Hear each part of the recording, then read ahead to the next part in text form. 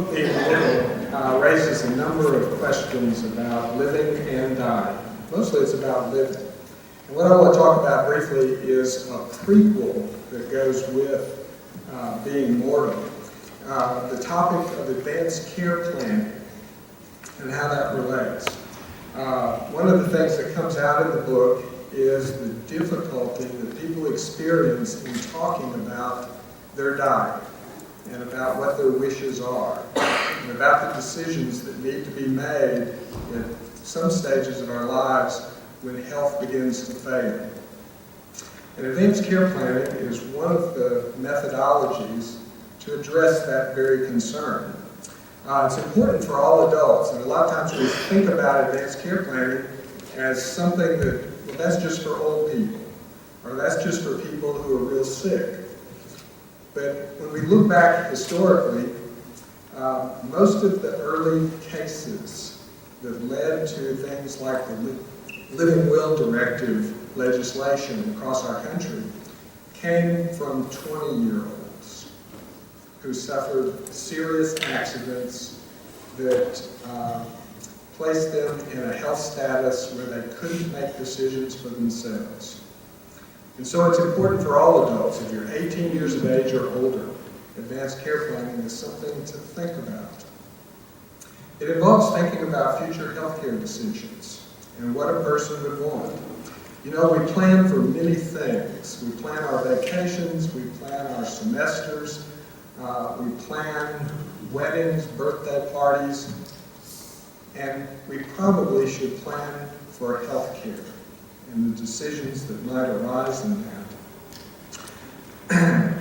I want you to think for just a moment about a sudden event in your life. Maybe a car accident, an accident at work, or a sudden illness that you hadn't anticipated. And it renders you unable to make medical decisions for yourself. In that situation, what would happen? Who would you want to make decisions for you? What would you want them to know about you and your values and beliefs that would help them to make decisions for you?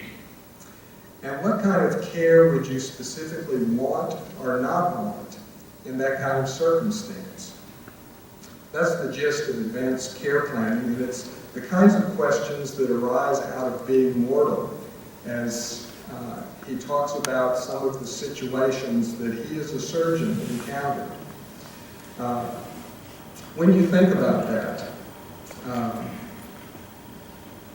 who would make decisions for you? Do you know someone that you would entrust that to? That's an important question. The person that we would want to do that would need to be someone who knows us, someone who is willing to accept that role, even though it might be a very difficult role to fulfill. They would need to be willing to follow our wishes, maybe even when they disagree with what we would choose for ourselves. And they would need to be informed about our values and our wishes and what we would choose if we were able to do so. There are a number of options that are available to folks as they think about advanced care planning and putting some of this into effect. One that's most obvious is a Living Will Directive. It gives a person an opportunity to name a healthcare surrogate, to identify what their choices would be if they were to be in a situation where they had a terminal condition or became permanently unconscious. It's a rather drastic kind of scenario there, but it does happen, and it can be very important to have someone identified that can make decisions.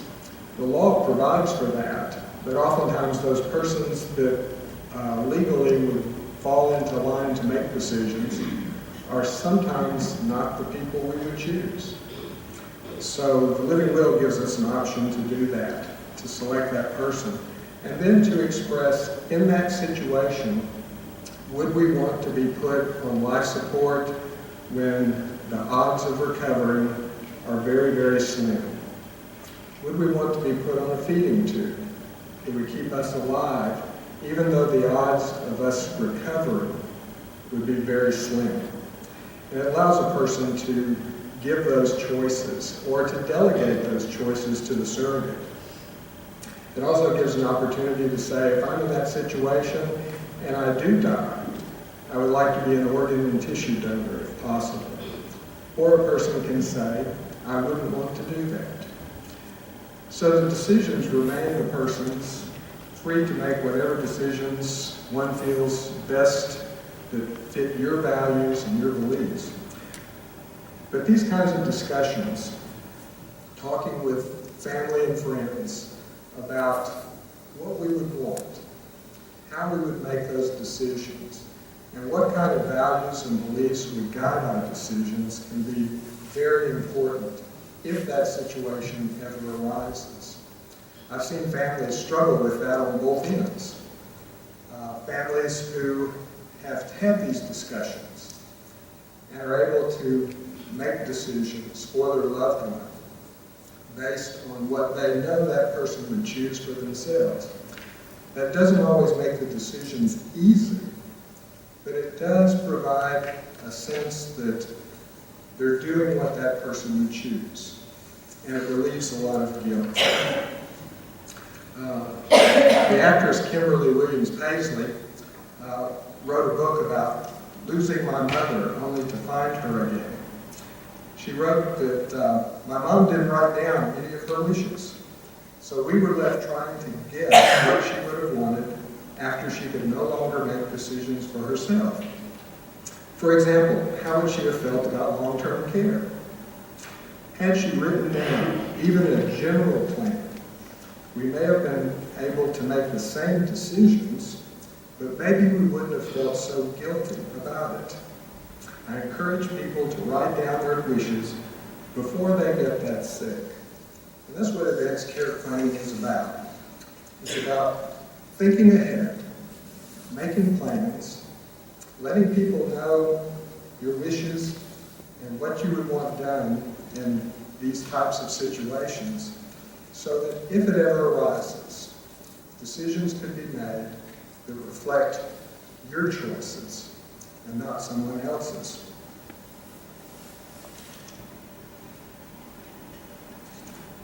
When you look at the book, Being Morgan, we see several of the cases where folks have these difficult discussions with their physician and their family. And in Dr. Wande's family, you can see the struggle that happens where he talks with his father about what he wants and doesn't want, what's important to him, what guides his thinking. And then off to the side, he comments about his mother and the fact that she's not there yet. And she struggles with those wishes that her husband has. But because they discussed it, they were able to implement those wishes in the time had. And that can be a gift not only for the person, the patient, but it can be a gift for all the caregivers and the family as well. Thank you.